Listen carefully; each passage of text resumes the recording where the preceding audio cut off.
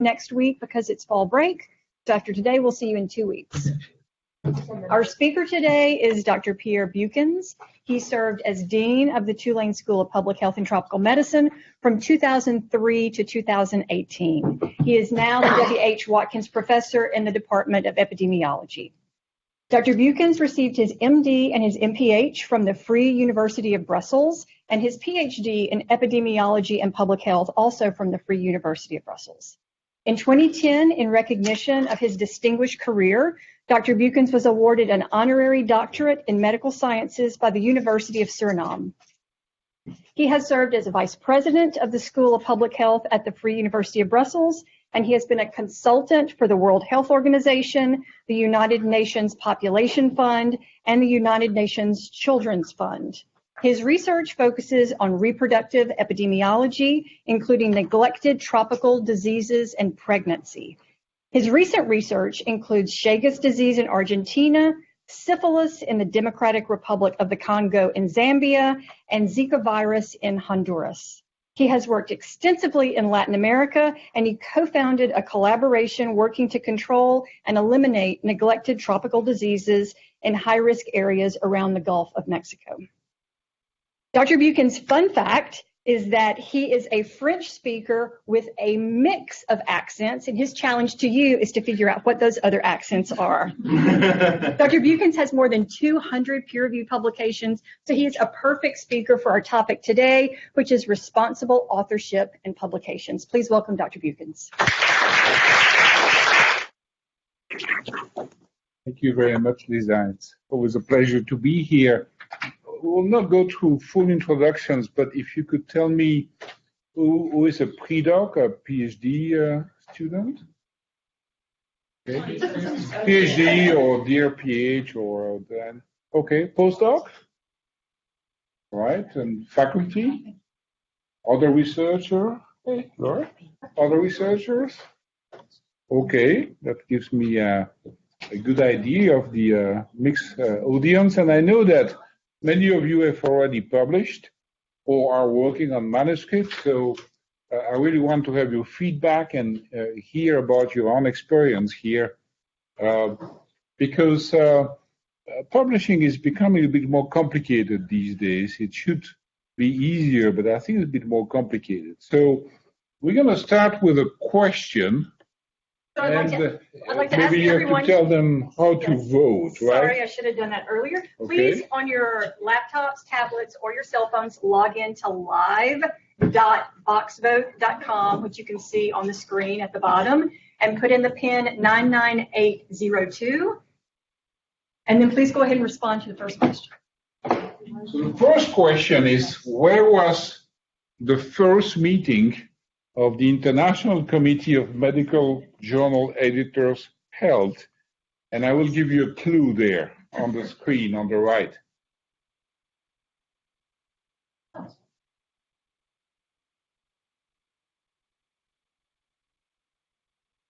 Okay.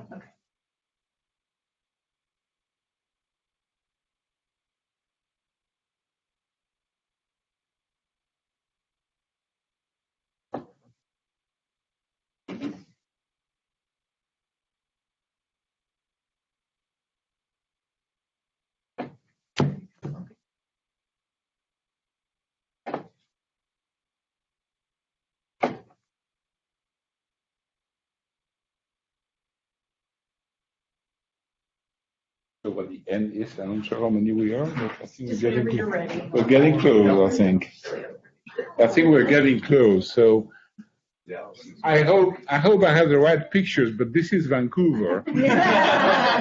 So it's kind of could be Seattle, but it's not. It's Vancouver. And do you remember or do you know the Vancouver style, the reference style we often use for publications?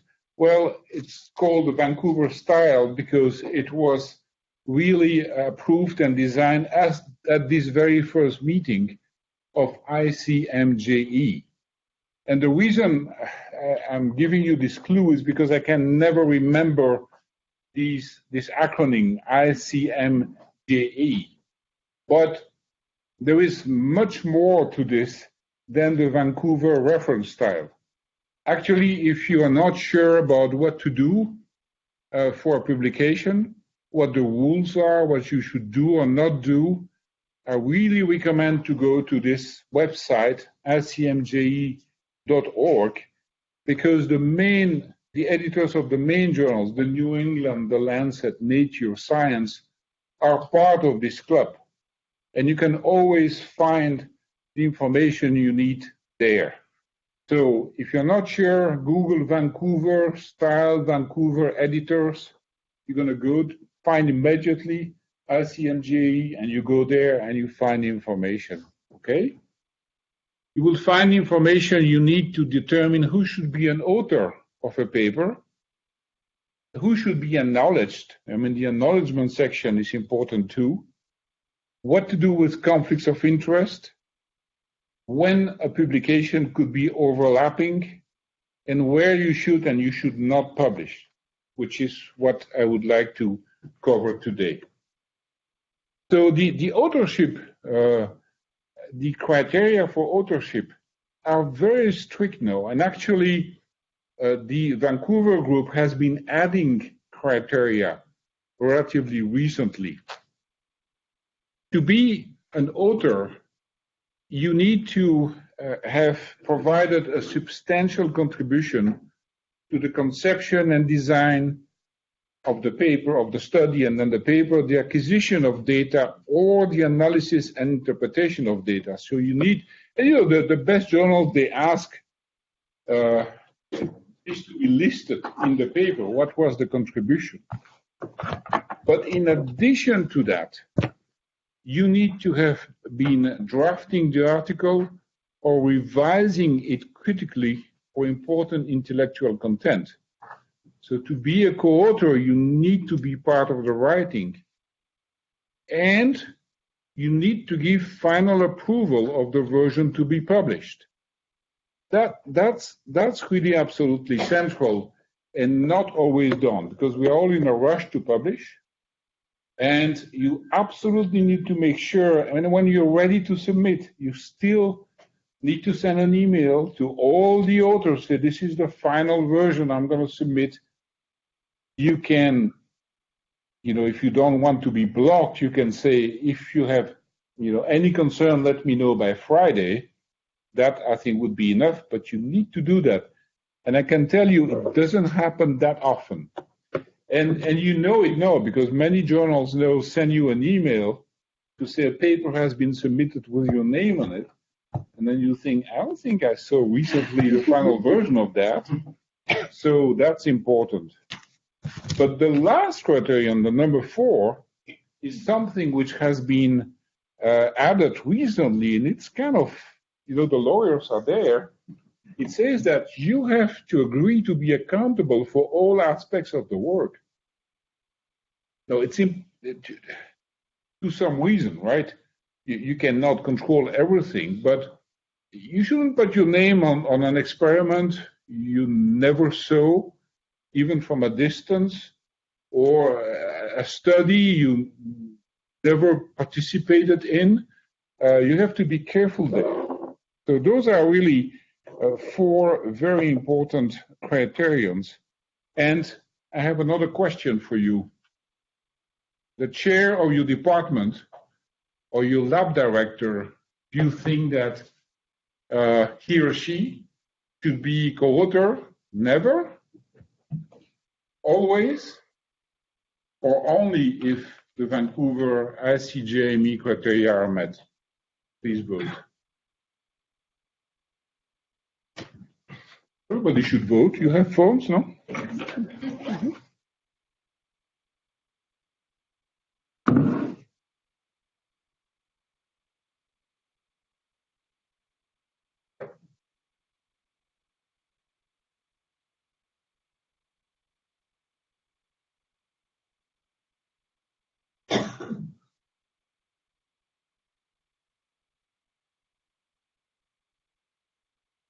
"27 voters, that's quite good. I think we can probably stop there. And you're right, only if the criteria are met.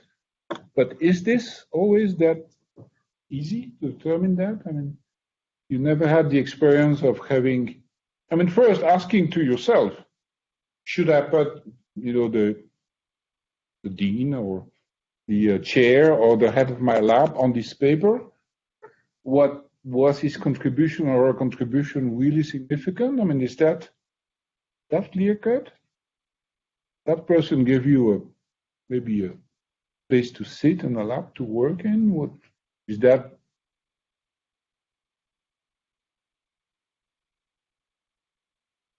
What was happening 20 years ago, 40 years ago?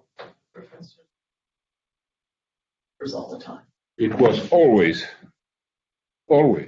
no? Mm-hmm.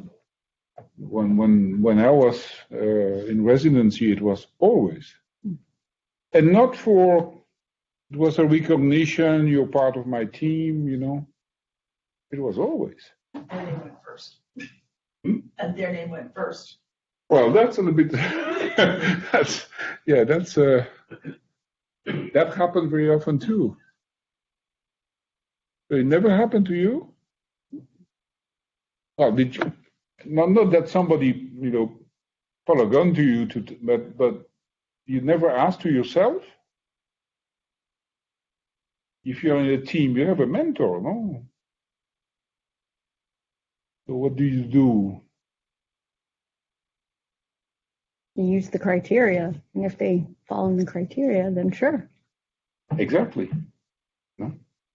But if they don't, then you don't. Then they don't meet it. Then you don't. But it's sometimes a tough decision. You should not give any honorary authorship. And to avoid conflict, you need to determine the authors as early as possible, because it's not always that clear cut. If it's a big study, I often manage very large studies, and there is a publication committee. And the publication committee is setting up a priori rules about authorship and how it will work. Because it's not only who should be an author, but who should be first and who should be last. Right? Don't tell me that you never faced that debate, because I will not believe you. So how do you determine who is first? Usually it's the one who does the most work, but people can argue what constitutes work. Like how much effort. I mean, you may have run the study, but didn't write it. So is writing it considered more detailed work than running the study, or more important than running the study? It depends also of the field a little bit. In epidemiology, the one conceiving and leading the study would generally be first or last, if he or she is very senior. But I think in lab science, it can vary. The one doing the experiment sometimes might be first, but it depends of the field, and it's very important for your recognition and your promotion, because in medicine and public health, generally we consider that you have to be first author to really be recognized as playing a leading role. So that's something which could really lead to many conflicts, and you need to determine this early, not at the moment of writing the paper, but before that. Laura, isn't that a constant? I think you're exactly right that it's best to make clear early in the process what the authorship expectations would save a lot of problems. Yeah, it can be really stressful if you get close to tenure, for example. It can become really very nasty, if you don't organize this early. You can get some writing support, but no ghost writing. This is a policy that under Laura's leadership was developed and approved and enforced by Tulane. It's not a problem in basic science too much or in epidemiology, But for clinicians, it's a problem because very often pharmaceutical companies will approach you, maybe a little bit less now, but it's still the case, and will tell you, we're going to write this paper, we would like you to collaborate, but actually they write the paper entirely for you. And you're a busy clinician, and you put your name on it, maybe you approve it, but you didn't write a single line, and in between the lines, is the message they want to communicate. And that's prohibited. There is a Tulane policy, right, against ghostwriting that should be enforced. So for clinicians, it can happen. Now, I have a mix of accents, and I'm, of course, not a native speaker. So any manuscript I publish in English is reviewed by a native speaker, by an assistant. And that's, I hope, okay. But I always, or I try to always recognize that person in the acknowledgement. So it's very clear and it's out there in the paper. So I think that if you get support, especially for language editing or style editing, you need to recognize the person doing that in the acknowledgement. Really important. I'm on the editorial board of a bunch of journals, and when I see a perfectly written paper coming from a place where English is not a native language, I look at the acknowledgement, and I like to see that somebody's acknowledged for that, and I appreciate the fact that it was done.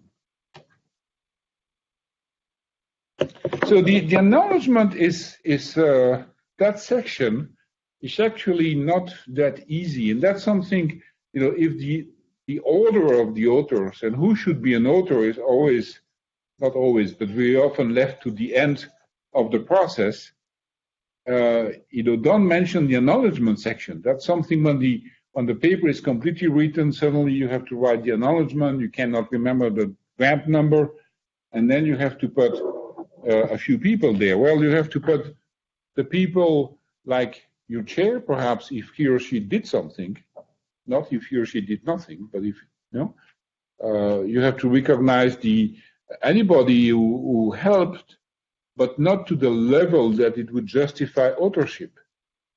Clinical investigators, people who collected data and provide and care for study patients.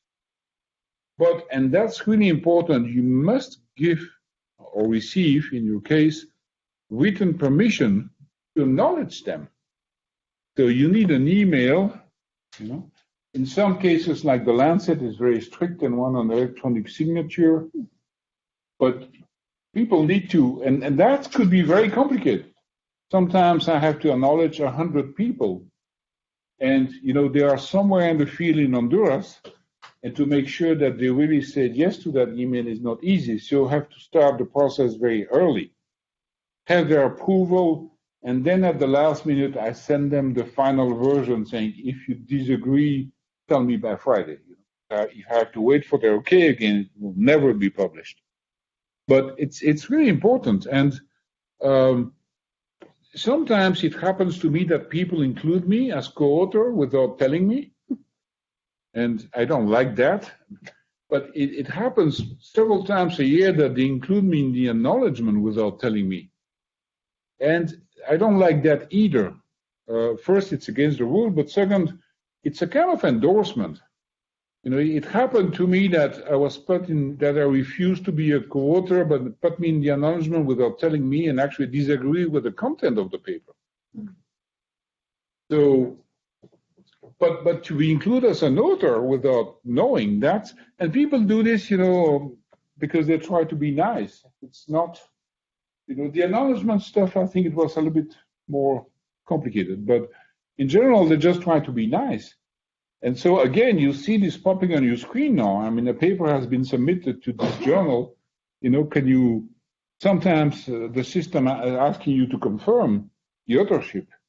But you can imagine if you send a paper to a journal and then you submit it, and then one of your co-authors does not confirm your authorship, that will never be approved. Also, you look really bad. So you really need to get very organized now to decide early who should be an author, who should be in the acknowledgements, and to get these approvals down. Because it can take a lot of time, and I would bet that you don't have a lot of time, because when you're ready to send a manuscript, you want to do it for the science and for your survival also, right? So you don't want to be stuck with these things. So I have a question for you. A person included in acknowledgement should meet the ICJME criteria for authorship. You can ask me, what is ICJME? And tell you Vancouver. Give written permission, or be a US citizen or permanent resident, or a US national if you are from the Samoa.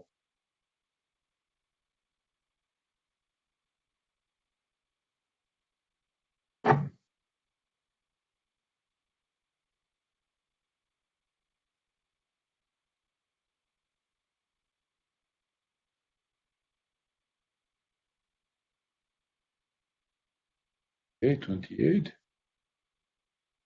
But you always get the right answer.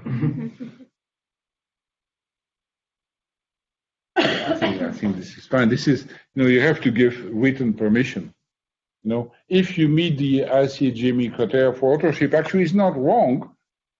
You can still have some cases in which the author will say, I don't feel I did enough and I would prefer to be in the acknowledgement. So that's not a wrong answer, actually. And if you are a US citizen, it's still okay to be in the acknowledgement, but it's not necessary. A conflict of interest, I won't spend too much time because you always have to fill this conflict of interest forms when you submit. Just to remember, this is not just a form. Take it very seriously. If you have consulted or collaborate with a pharmaceutical company, especially, this can be very tricky, and you have to disclose it, because if you don't, it can really get back to haunt you. And so take that really seriously.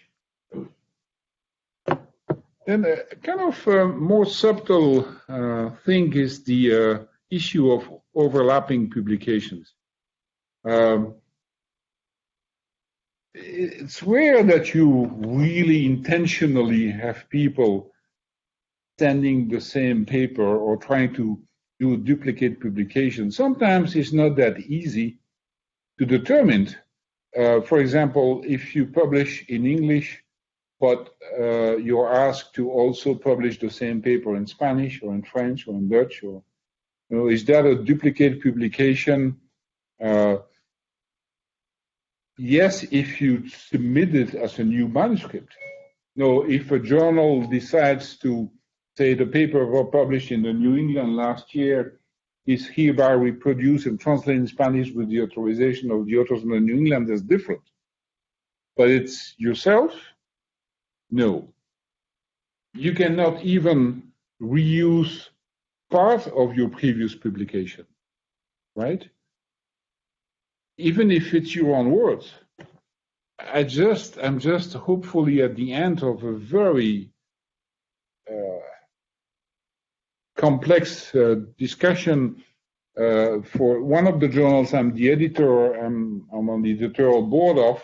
I was guest editor for, they assign you papers as guest editor when you have to manage everything. And but we have a good support from central staff, and they do a similarity check every time a paper is submitted. And the paper I was managing as editor had a 95% similarity with another paper published by the same authors previously, using actually the same approach for the same question, but not on the same molecule. So actually, it was not a duplication. They were measuring something in a fluid, and then they publish the measurement of one drug, and then in another manuscript, they basically use the same methodology to publish the results of the other drug. And so we discussed with the editor, and they said, absolutely not. This is self-plagiarism, even though it was not with a bad intention, because there was some logic there. But we went back and forth and said, no, you.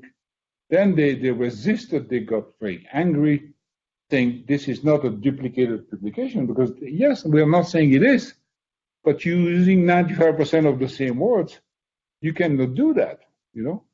And it was published in the same journal, but we cannot republish what we already published. And so it went back and forth until they accepted. Then they went to 25%, and there is a kind of unspoken threshold of 10%. When you're on the editorial boards, if you see the similarity checks below 10%, but they would stay at 25. I told them, just rewrite the damn thing, and stop fighting. And then they did that, they did that, and we accepted the paper. So do not cut and paste from your previous manuscripts. But you see, this is kind of a little bit of gray line, kind of, do not slice your publications in LPUs, the least publishable units. Of course, you don't want to put everything in one paper if it's getting confusing. The important is to send one message, but the message should be crisp and as focused as possible. That's what you want to communicate, right? But okay, it needs to be in 4 tables, and you have to pick what you're going to publish, but to intentionally cut things into slices. And I've seen lab meetings in which this is discussed. Why don't we take this out of that table, which is nice, and we can have another publication with that? That's not good behavior. And it shows on your CV, it shows on PubMed, don't do that. And certainly do not do dual submissions. And people do that. Dual submission is, sending the same manuscript to 2 different journals at the same time. I have a question about that for you. It's the last question. What do you think about submitting the same manuscript to 2 journals at the same time? You could say that it's ensuring timely review. I mean, you're close to promotion, and you know that some journals can take a year before answering. So you send to 2, and then you can say, I retract to the other one, right? Your intention is not to do a dual publication. Your intention is to have a quick review. It would increase the chance of acceptance. But is it inappropriate? So what do you think is the most relevant term here?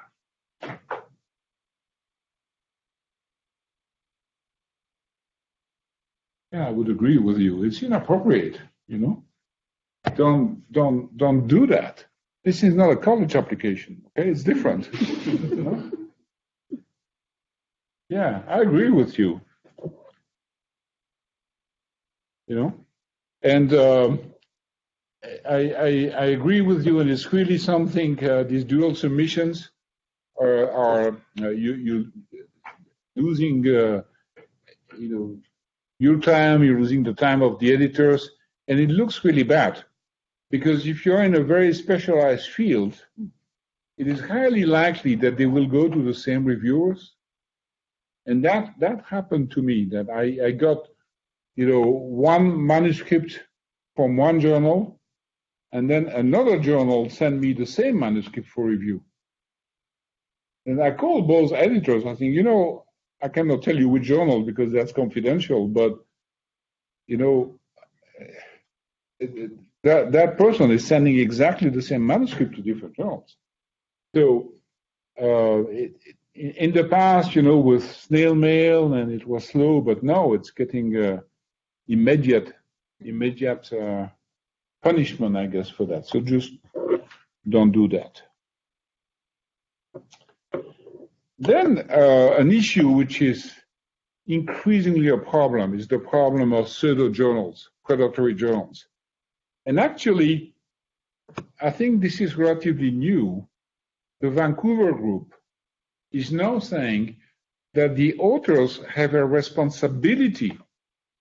That's more than just being cautious. It's your responsibility to evaluate the integrity, history, practices, and reputation of the journal to which they submit manuscripts. So you have to check yourself. And as you know, there is a huge number, more than 10,000 journals, which are kind of fake journals. And it's a side effect of a good thing. You know, like good treatments can have side effects. I mean, the good thing is the open access. But when open access started, a lot of companies started thinking that they could publish, you know, without peer review or with limited peer review and charge you, and there was nothing really illegal with that. There is nothing illegal with most predatory journals, right? I'm looking at the lawyers here, but you build a company, and often these companies manage 100 journals. You know, they generate journals titles by mixing known names. You know, it's not the American Journal of Epidemiology; it's the American Journal of Epidemiological Sciences. So it looked the same, and then they will contact you. Who is receiving these emails every day? I'm sure everybody. You must. And you don't read your email. You must be contacted by editors, especially if you publish once. You publish once, you are in the databases. They will contact you to be on. If you publish one, they will contact you to be on the editorial board, to be the editor. They love to convince you to edit supplements, because then it's a snowball effect. You know, it's a pyramid, and then you're going to yourself, if you accept to be editor of a supplement, you're going to yourself contact colleagues to be authors, and they will see this coming from you. They will trust you. So I receive 20 a day, 20 emails a day minimum, and it's very difficult to distinguish them from the legitimate journals which have a strict peer review policy, which is the key of the system, you know? Do the journals not bear any liability if something is published that is like dangerous? So the author is clearly, but I guess they do. You know, they are often far away. You know, the companies rarely, you know, are based in the U.S. or Europe. Not to say that this is less a problem in the Europe or U.S., but I mean, if they publish something from somebody from another continent, I mean, the liability issue would be pretty diluted, I think. So these companies, they are often, you know, based. They're really offshore companies, I guess, to protect themselves from that, because it's a good point. And you know, some are kind of borderline. They will probably vaguely screen if it's not completely offensive, but that's it. So really do not do that. First, it's against the rule, and it will really hurt your career, because when you publish something, you cannot not list it in your CV, because that's not acceptable. Because people will Google you and they will find it. Well, first because it's wrong, and then because you're going to be caught. So if you publish there, it will be a mark on your CV. You cannot erase. So do not do it. And it's probably lost because these sites are not very stable, not very archived, so your work will be lost. And, you know, there could be a lot of other problems. So what is really safe is to publish in journals which are in PubMed. Now, some are borderline. You know, Hindawi is this big publisher I don't like because I know they were predatory. They changed their approach and then they went into Medline. So some are a little bit, but normally nobody can criticize you for publishing in a journal which is in Medline, or a journal with an impact factor, in the which is published. Now, you cannot always publish in a journal which is in Medline, because Medline is biased toward the US and Europe. I mean, they are very legitimate small journals, based in a hospital somewhere in a low and middle income country with a small website, and they're perfectly legitimate. And they are run by the hospital administration, and like we had the Mount Sinai School of Medicine journal. You will find the same thing in Argentina, in India, Italy. So if you are absolutely sure, if you know, and if it's not your main publication, it might still be acceptable. There is a directory of open access journals, which is pretty serious, and give a gold label to the open access journal, which are fine. There are criteria from the World Association of Medical Editors. Actually, I didn't change my slides, but last Monday, I participated in a webinar from our library, which was very good on predatory journals. And if you go to the Howard Tilton Library site, there is a very good section with a lot of databases, the presentation. And what I learned from that presentation is that I was a little bit naive. I was thinking that most of these journals were, kind of casual operations, and that the majority were coming from small hospitals, journals, and so on. But actually, the data they show, it's coming from a relatively small group of determined companies, often publishing between 100 and 1,000 of these fake journals, and really running a scam. So and doing it very carefully, not to break any rules, because they do, have somebody reviewing, one person internally, they do post your publications on their website. So you paid and you got what you paid for. And it's an organized operation. You really have to be careful. And you have to help your colleagues, especially in LMICs. Because if you are, not if you work at, a huge institute, research institute in India or Thailand or Mexico, but if you're in a small university, a little bit isolated, and you have the pressure to publish, and your leadership tells you all the time, we want to improve our ranking, publications are important, and you are a little bit alone, it's not that easy to distinguish all these journals. And so also when you work with colleagues overseas, especially in small places, help them, to distinguish that. And there are some colleagues everywhere in the world who actually know about this and do it anyway because they want fast publications, and so don't do that. Don't play that game. It's really, really very important.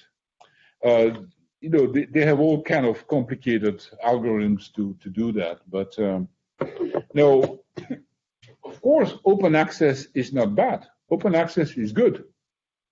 There are very serious open access journals, the BMC group, the PLOS group, and also it is the law if you're funded by a federal agency or by the Gates Foundation, among others, to make sure that your papers are open access. And you have, if you are funded by NIH, for example, you have to respect the public access policy. You can go to publicaccess.nih.gov and make sure that you respect the rules. if you publish in PLOS or BMC, you're already open access. So you certainly respect the rules. But if you publish in a more traditional journal, you often have to pay for open access, and don't do that if you're NIH funded. If the journal will make your paper open access after 1 year, which many journals do, not many, but significant number does, you're fine. If the journal does not do that because you have federal funding, which is in your acknowledgement, right? You have the right to post not a PDF of the published paper, but the original Word document or a PDF of the Word document you generate. You have the right and the obligation to post it within 1 year. It's the only way to get a PMC ID number, okay, attached to your manuscript in PubMed. If you don't have a PMC ID number, which is more than a PMC number, the PMC ID number says the manuscript is available full text, open access. The manuscript or the paper, right? If you don't have it, you cannot put that paper into your NIH BIOS. And you cannot put that paper into your progress reports. So it's lost. You also need to put your grant number because you also have to link that. So it took some time to enforce it, but no, it's strictly enforced, I think. So if you're funded by the Gates Foundation, they will pay for open access for any journal, any legitimate journal you publish in, which is fantastic. So you don't have to play all this game of posting your manuscript, which is a little bit kind of, imagine the conflict with the journals. So if you're funded by Gates, they will open an account for you. They give you a website, you open an account, they open an account for you, and then you go yourself and you charge to that account. And it's not part of your expenses from your grant. It's not part of your budget. So it's kind of in addition to the budget. Or you can publish in Gates Open Research, which is a completely different model, which is coming too, which is the extreme open access. There is no editor anymore. So if you're funded by Gates or by the MRC, by the Wellcome Trust, because there is also the Wellcome Trust Open Access Journal, you prepare your manuscript, you submit it for publication, and it's immediately accepted if the format is right. So there is a team making sure the format is right. And it appears in 1 week on Gates Open Research, but not in the databases. It's not indexed. Because you have to act as your own editor, and you have to select carefully up to a minimum of 4 reviewers. So you select your own reviewers. You don't invite them. The company running the journal will invite them. The reviewers, if they accept, their review will be public. And their name and review is public. You need to have 2 approvals from reviewers for the article to be indexed in PubMed.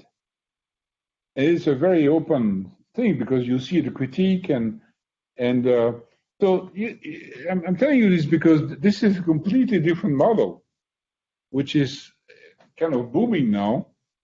And so that makes it's not easy, when you work, especially my colleagues in Africa, one day we publish in 1 week in Gates Open Research, and that's fine. But if they click on one of these things they receive on the email and they publish in 1 week in the Journal of Experimental Anthropology, which, that's bad. But why? Because one is Bill Gates and the other one is, so, there's a lot of gray areas there, and it's really evolving. So we have really to be more and more careful, I think, not paranoid, but because it's so interconnected now, we have to adapt. And certainly it gives a new job to librarians, and we have excellent librarians at Tulane. And so, if you are not sure, talk to a librarian early. Except if you submit something to science and, but if you're not sure, certainly if the journal is not in PubMed, for example, talk to a librarian and ask. Because if you put this stain on your CV, it will never go away. I don't want to scare you, but take this seriously. So, you have never been faced with all these doubts of things? Yes? Saying yes. So, for example? Well, for example, I work with students doing student research in curriculum development, and it's supposed to be led by students. Students are supposed to be the principal investigators, and it's where that line gets kind of mixed in. Whose work is it? What is it? The curriculum that's behind it, is it really the students, or is it based on what's already being done? And then are you really looking at curriculum, or are you looking at ways of learning? And then where do you publish it? And if the student is the actual principal investigator, then it then becomes, well, the same thing of the authorship, and it's the whole gamut, really. It is, huh? So. But if you are, some of you are at the beginning of your career, I mean, it's never had to face these choices. Sure, you.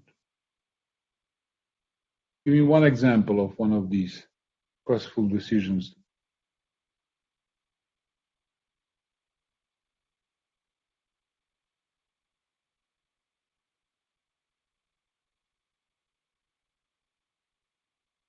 Yeah. So how do we identify that the journals which are fraud or predatory journals?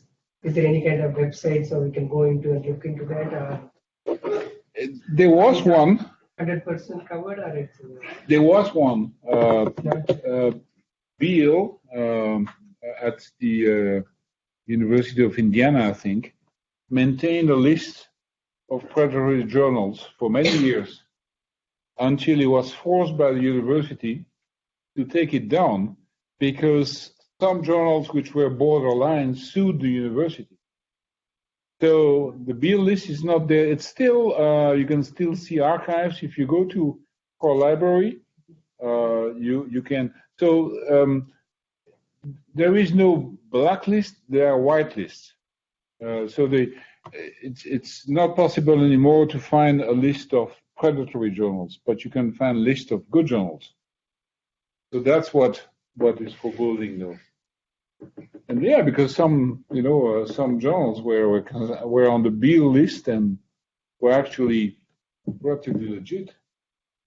So what if early in a career someone publishes in a predatory journal without really realizing it was a predatory journal?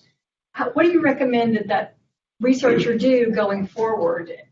They're not going to make the same mistake again. They should obviously list it on their CV, but how does someone recover from doing that, essentially? How do you get back on track? I think it's not, if you are upfront,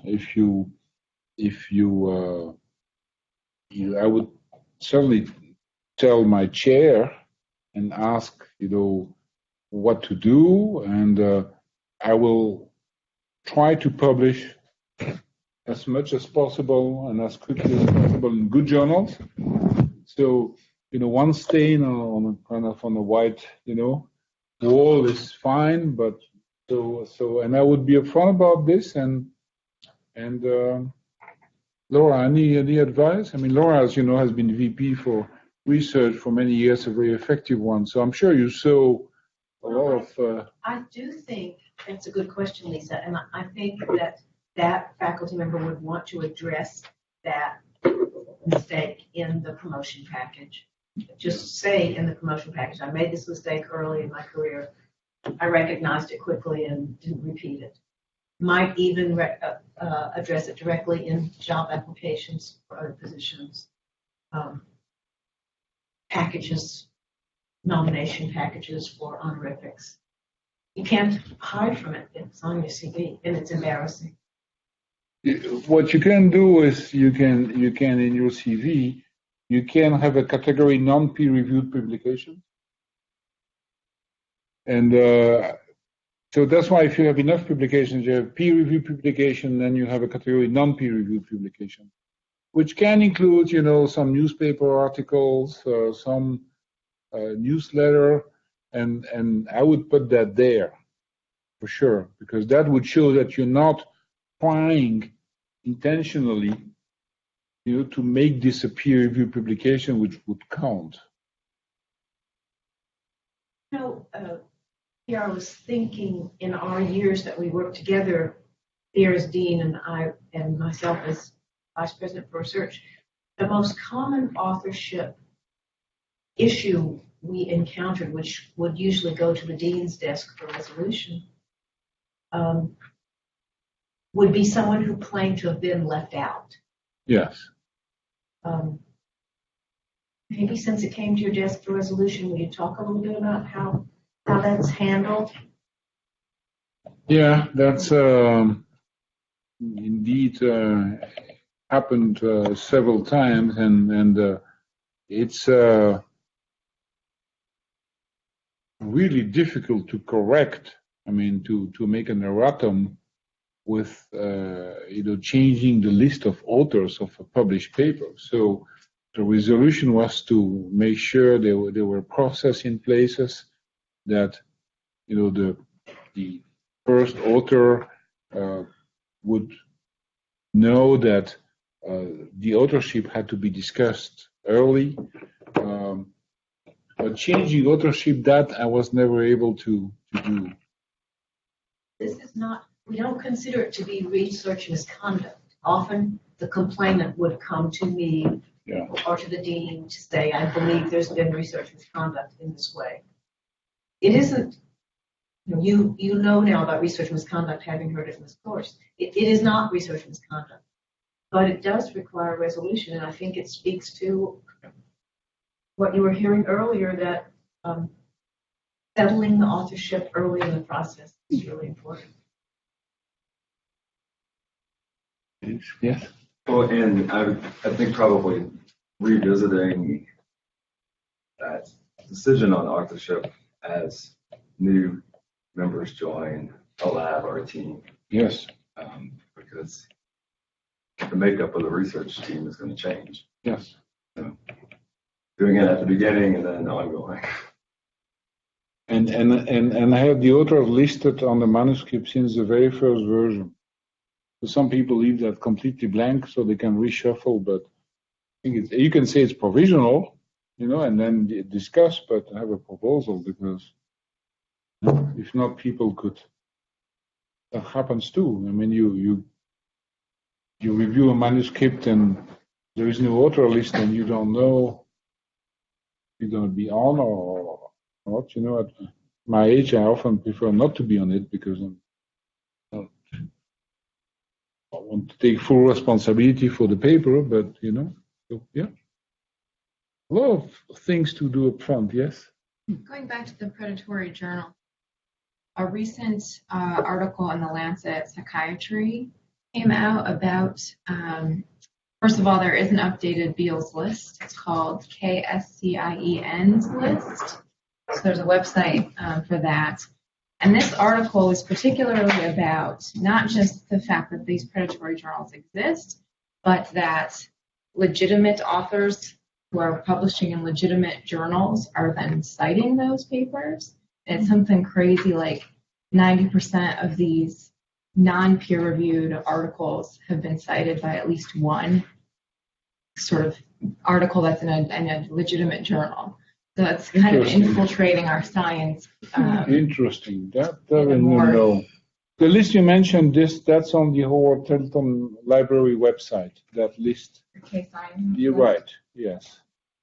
But, I think publishing in a journal which is, on an established list of good journals is kind of safe. But the citation issue, that's very interesting. And when I will look at that. It's not just about making sure you're publishing in non-predatory journals, but also not citing journals that might be non-peer-reviewed papers. Right.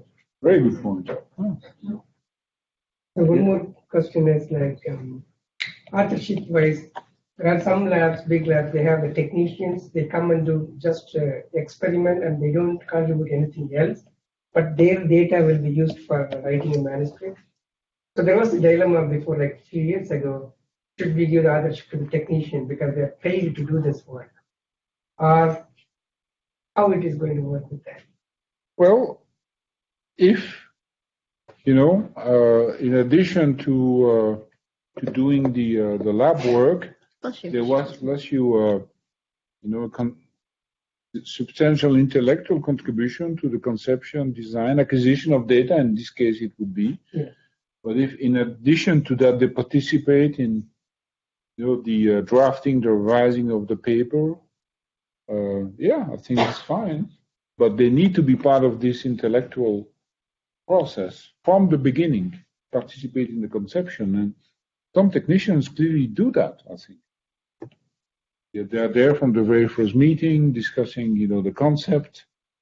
They might know better than anybody else actually because they have seen many, and then they do the work, and then they might be the one doing the English editing sometimes, and they should be recognized. But most technicians, I would say no, they should be in the acknowledgement. If they don't participate in it, at some point they just did one technique, and did not participate in the entire intellectual operation, then no, then they should be in the acknowledgement.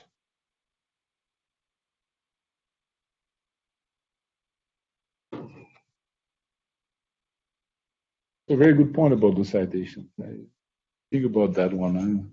Very good point. So the Google is Yeah. You can Google it and find. Dr. Bukins, thank you very much.